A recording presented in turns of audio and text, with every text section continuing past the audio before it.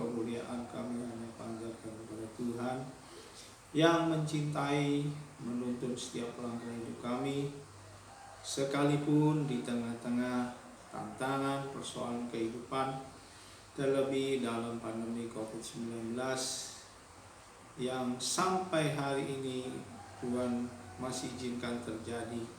Kami percaya semua adalah bagian daripada seizin Tuhan, maksud Tuhan, didikan Tuhan untuk kami belajar menaruh iman, kepercayaan, bersyukur dan berdoa senantiasa, tidak putus-putus untuk berharap, menaikkan pujian hormat kepada Tuhan, karena Tuhan bukan merencanakan rancangan kecelakaan bagi setiap orang yang percaya, tapi merencanakan hari depan yang penuh dengan harapan. Sebentar kami dengar renungan firman, sucikan, kuduskan hati pikiran kami, untuk kami beroleh berkat dari kebenaran firman-Mu. Dalam nama Tuhan Yesus kami berdoa, ucap syukur, haleluya. Amin. Tuhan. Salam, jemaat diberi kasih Tuhan. Mari kita akan dengarkan renungan firman yang saya ambil dari kitab Injil Matius pasal 14 ayat 22 sampai dengan 33. Begini bunyi firman Tuhan. Sesudah itu Yesus segera memerintahkan murid-muridnya naik ke perahu dan mendahulunya ke seberang. Sementara itu ia menyuruh orang banyak pulang. Dan setelah orang banyak itu disuruhnya pulang, Yesus naik ke atas bukit untuk berdoa seorang diri. Ketika hari sudah malam, ia sendirian di situ. Perahu murid-muridnya sudah beberapa mil jauhnya dari pantai dan diombang-ambingkan gelombang karena angin sakal. Kira-kira jam 3 malam datanglah Yesus kepada mereka berjalan di atas air. Ketika murid-muridnya melihat dia berjalan di atas air, mereka terkejut dan berseru, "Itu hantu!" Lalu berteriak-teriak karena takut. Tetapi segera Yesus berkata kepada mereka, "Tenanglah, aku ini, jangan takut." Lalu Petrus berseru dan menjawab dia, "Tuhan, apabila Engkau itu, suruhlah aku datang kepadamu berjalan di atas air." Kata Yesus, "Datanglah." Maka Petrus turun dari perahu dan berjalan di atas air mendapatkan Yesus. Tetapi ketika dirasanya tiupan angin, takutlah ia dan mulai tenggelam lalu berteriak, "Tuhan, tolonglah aku." Segera Yesus mengulurkan tangannya, memegang dia dan berkata, "Hai orang yang kurang percaya, mengapa engkau bimbang?" Lalu mereka naik ke perahu dan angin pun redalah. Dan orang-orang yang ada di perahu menyembah dia, katanya, "Sesungguhnya engkau anak Allah." Amin, puji Tuhan. Ya, dari satu perikop ini saya memberi tema didikan Tuhan, ya. Jadi di sini merupakan pembelajaran yang terpenting bagi kehidupan kita, ya, yang pada waktu itu ditujukan kepada murid-murid secara khusus, saudara, ya. Tapi ayat ini juga berlaku bagi kehidupan kita di zaman saat ini, karena firman itu selalu update, tidak pernah ketinggalan zaman, ya. Nah, di sini kita melihat, ya, Yesus memerintahkan murid-muridnya untuk bertolak ke seberang danau, ya.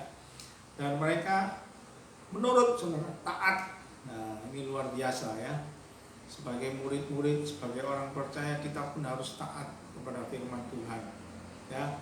Kita harus turut perintah Tuhan. Nah, ini bagus sekali, saudara, ya. Jadi mereka melakukan itu walaupun Yesus tidak bersama mereka, tetapi Yesus menyendiri sejenak berdoa, saudara, ya. Tetapi muridnya diperintahkan, mereka menurut dan mereka pergi, saudara, ya. Dikatakan di ayat yang ke-22, sesudah itu Yesus segera memerintahkan murid-muridnya naik ke perahu dan mendahulunya ke seberang.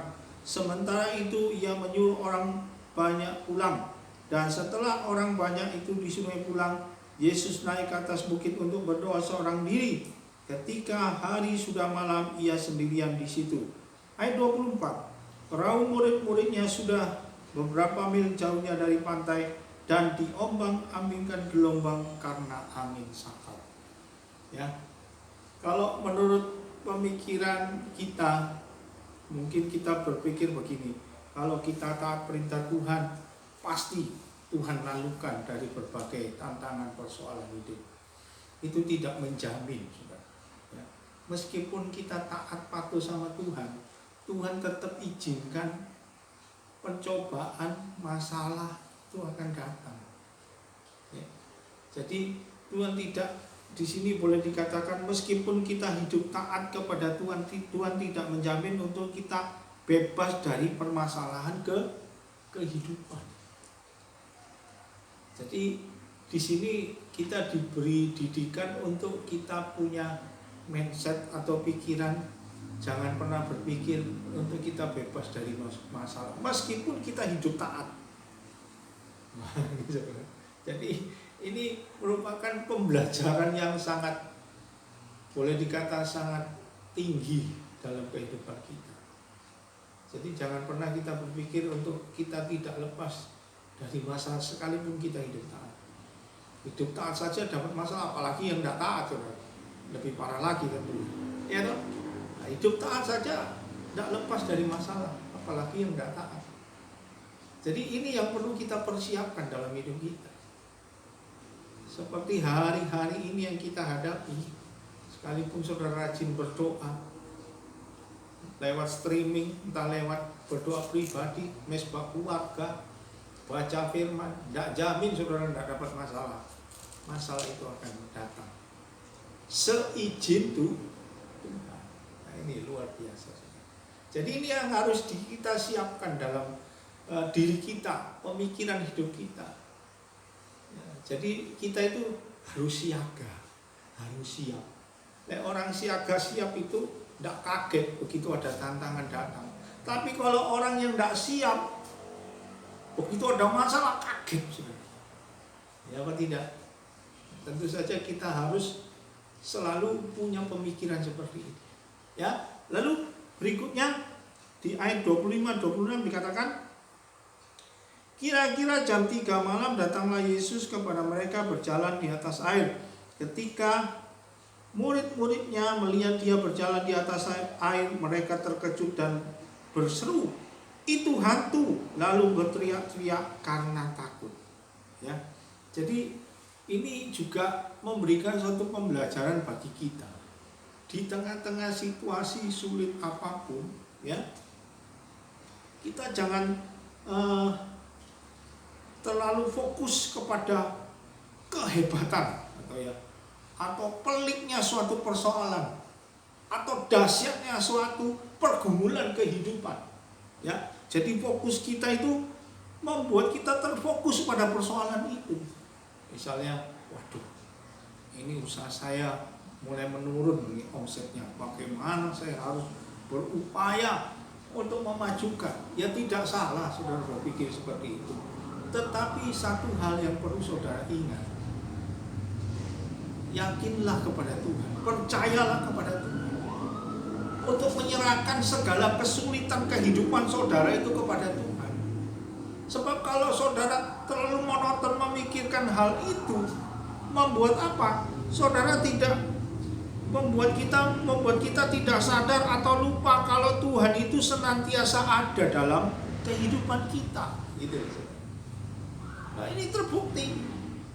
Kehadiran Tuhan itu bukan disambut baik, malah dikatakan hantu. Jadi Tuhannya dibalik. Tuhan jadi hantu. Mengapa? Karena terfokus kepada persoalan kehidupan. Sehingga dia tidak menyadari, sehingga kita lupa kalau Tuhan itu ada di dalam setiap masalah tantangan kehidupan.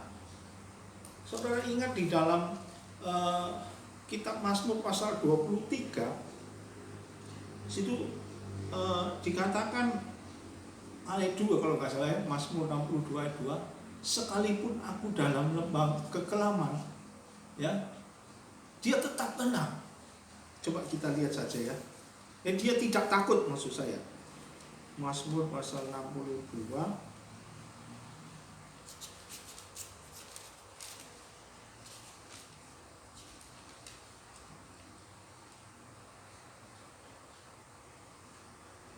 Mazmur pasal 23, maaf saudara ya. Mazmur pasal 23.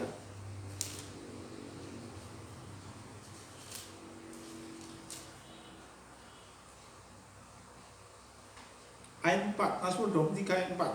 Sekalipun aku berjalan dalam lembah kekelaman, aku tidak takut bahaya, sebab Engkau besertamu, gadamu dan tongkatmu itulah yang menghibur aku. Nah, ini. Jadi Raja Daud sekalipun di dalam tekanan persoalan kehidupan yang dihadapi, dia tidak takut karena dia punya keyakinan kepada Tuhan. Lah kalau kita seperti murid-murid pada saat dikena angin keras yang membuat perahu itu oleng goyang, mereka sudah ketakutan, bagaimana ini kita bisa tenggelam ini kalau semakin kencang ombaknya, ya toh, itu merupakan suatu persoalan yang berat yang dihadapi murid-muridnya saat itu. Seperti hari-hari ini dampak dari COVID-19 ini, saudara, bergumul keras, bagaimana caranya? Boleh saja saudara menyerukan, boleh saja berusaha saudara, bagaimana caranya ini memajukan. Tetapi satu hal, jangan terlalu fokus kepada hal-hal demikian. Serahkan semuanya kepada Tuhan, supaya saudara dapat kekuatan, saudara dapat melihat pertolongan Tuhan sedang bekerja di dalam hidup saudara. Tapi kalau saudara terfokus kepada hal itu, membuat saudara tidak sadar, lupa kalau Tuhan itu ada menyertai hidup saudara. Nah, inilah suatu pembelajaran yang membuat murid-muridnya itu lupa kalau Tuhan itu ada dalam diri mereka, di depan kehidupan mereka. Ya, karena mereka terfokus pada gelombang yang besar yang nyaris merenggut nyawanya, sampai Tuhan datang itu disambut bukannya Tuhan tapi hantu, saudara. Nah, ini membuat kita salah pandangan, membuat kita salah melihat bahwasanya Tuhan itu senantiasa ada di dalam persoalan yang kita sedang hadapi. Mazmur Daud katakan, aku tidak takut sekalipun aku di dalam lembah kegelapan. Luar biasa, saudara. Ya, nah berikutnya dikatakan ayat yang ke 27,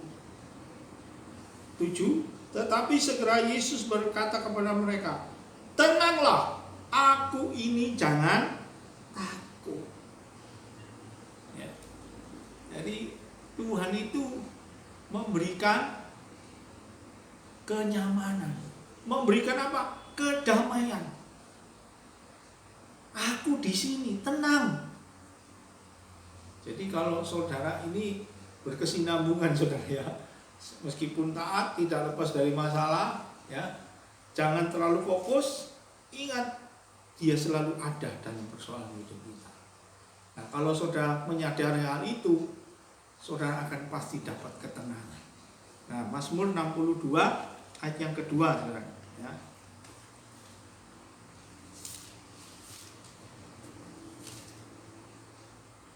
Hanya dekat Allah saja aku tenang, dan daripadanya lah keselamatanku.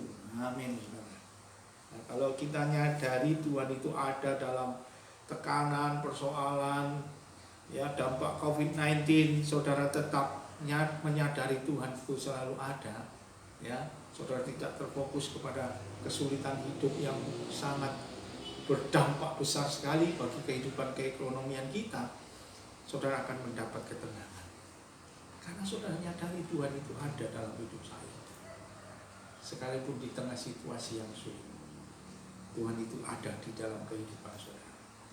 Jadi jangan pernah takut. Yakinlah Tuhan ada di tengah-tengah lembah kekelaman hidup, usahamu, hidup pekerjaanmu. Saudara akan mendapat suatu ketenangan luar biasa, saudara. Kalau sudah tenang, apapun yang menerjang kehidupan kita, saudara tidak bingung. Amin. Saudara tidak khawatir. Ya, bukannya tidak pernah khawatir, tetapi kekhawatiran itu sudah menurun karena ada ketenangan Tuhan yang menjadi penolong dalam kehidupan saudara. Amin, saudara. Ya. Nah, berikutnya di ayat selanjutnya, ayat 28, lalu Petrus berseru menjawab dia, Tuhan, apabila engkau itu suruhlah aku datang kepadamu berjalan di atas air. Kata Yesus, datanglah. Maka Petrus turun dari perahu dan berjalan di atas air mendapatkan Yesus. Wah, ini pembelajaran juga bagi diri kita terhadap kehidupan Petrus.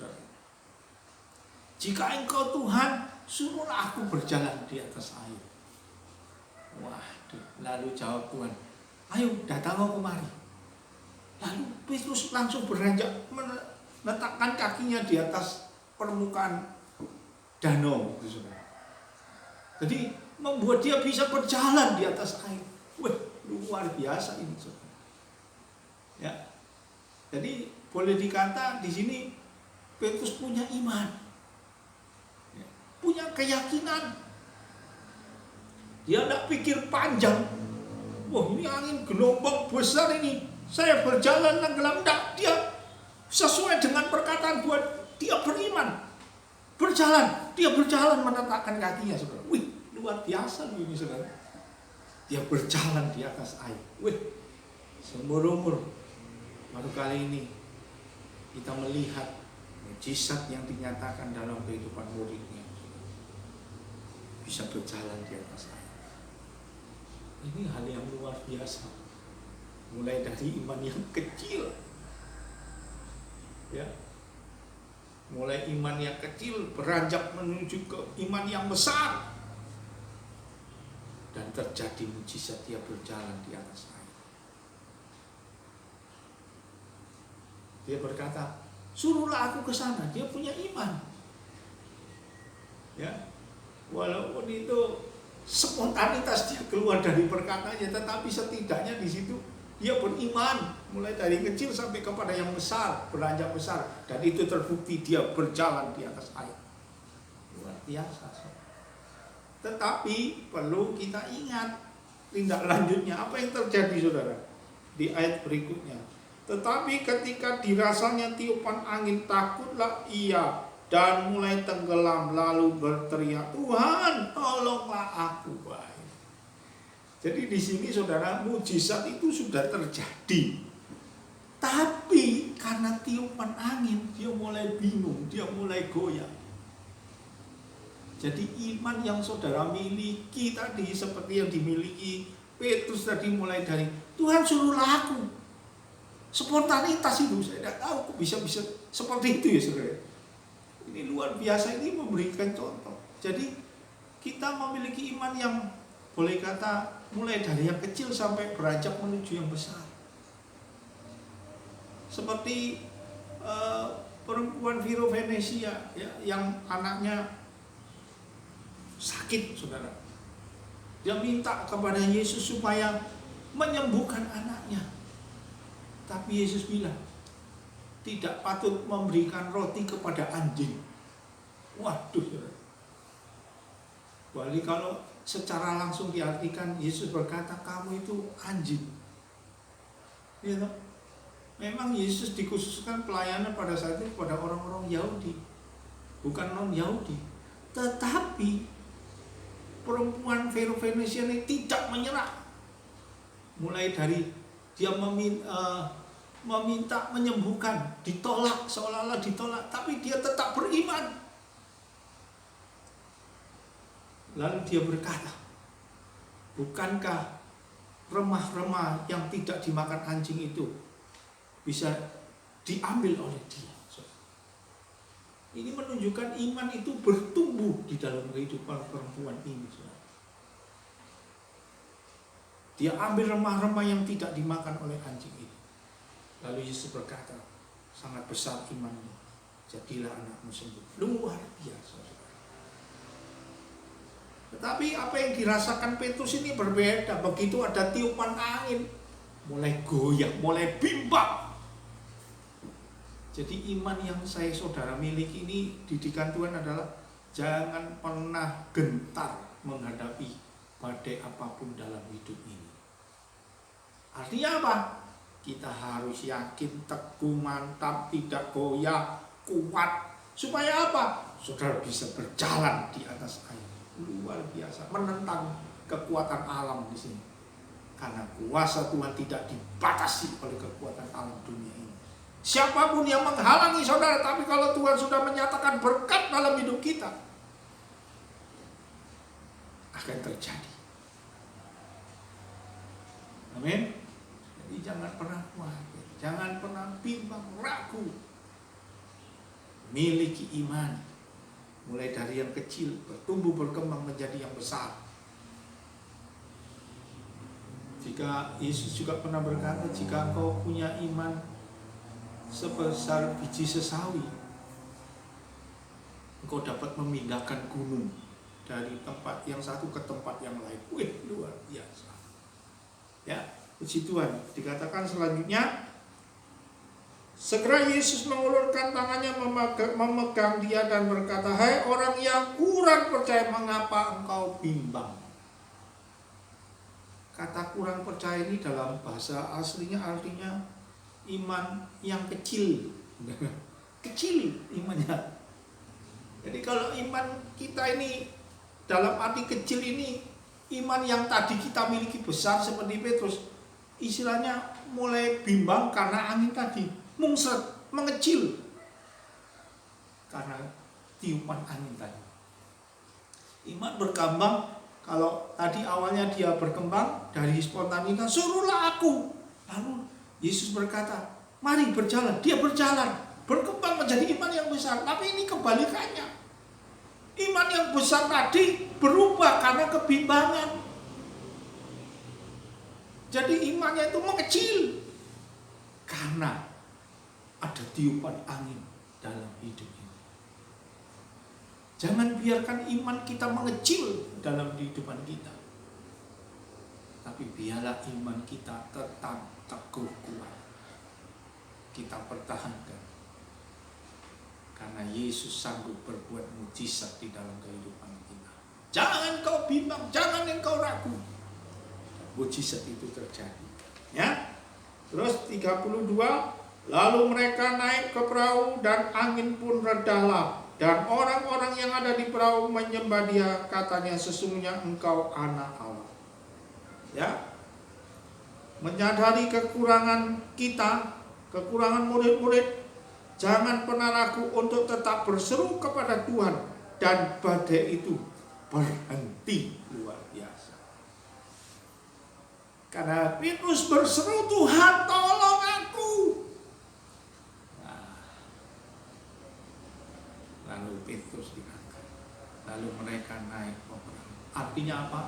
Jangan kita berhenti untuk tetap berseru, berkeyakinan kepada Tuhan. Dan kelak badai persoalan, badai COVID-19 ini akan berhenti. Amin, saudara. Walaupun kita tidak tahu kapan berhentinya, tetapi kita tetap yakin dan percaya badai persoalan hidup kita ini akan dihentikan oleh Tuhan. Seperti Tuhan kan, begitu naik perahu, naik dalam kehidupan keluarga kita, dalam hati kita terus berseru dengan tiada henti-hentinya, dan badai itu akan berhenti sesuai dengan waktunya Tuhan. Amin, saudara. Jadi lawan tantangan kehidupan ini. Sekali lagi, ketaatan saudara tidak menjamin kita dapat lepas dari masalah. Lawan itu dengan iman. Sekecil apapun berkembang menjadi besar, saudara, membuat saudara bisa berjalan di atas masalah kehidupan ini, di atas air seperti Petrus. Ya, jangan pernah bimbang kalau ada tiupan persoalan, angin persoalan, supaya saudara jangan tenggelam, tetap berdiri. Amin, saudara. Puji Tuhan, Tuhan memberkati. Mari kita berdoa. Terima kasih Tuhan buat renungan firman-Mu pagi hari ini. mengajar, mendidik kami untuk tetap yakin dan percaya, optimis dengan iman keyakinan kami. Engkau selalu ada di tengah-tengah persoalan kehidupan kami. Seperti Raja Daud berkata, aku tidak takut sekalipun dalam lembah persoalan kehidupan ini. Untuk kami tetap menaruh keyakinan kepada Tuhan. Berkati kehidupan jemaat di dalam setiap tantangan kehidupan yang mereka hadapi. Untuk mereka tetap berpegang teguh, beriman yang kuat. Bukan iman yang semakin menurun karena kebimbangan hidup mereka. Tapi biarlah mereka selalu dapat mengatasi persoalan itu dengan iman yang teguh. Untuk tetap berseru kepada Tuhan. Sampai tantangan persoalan, sampai COVID-19 ini berhenti. Dan kami percaya Yesus itu adalah guru yang baik dalam kehidupan kita. Terima kasih Bapa. Meteraikan kebenaran firman-Mu dalam setiap telinga yang sudah mendengar. Dan benih firman-Mu ini boleh bertumbuh di tanah hati yang baik. Berbuah 30 kali lipat, 60 kali lipat, bahkan sampai 100 kali lipat. Terima kasih Bapak. Berkati firman-Mu, berkati kehidupan kami semua. Di dalam nama Tuhan Yesus Kristus yang percaya berkata, amin. Tuhan memberkati.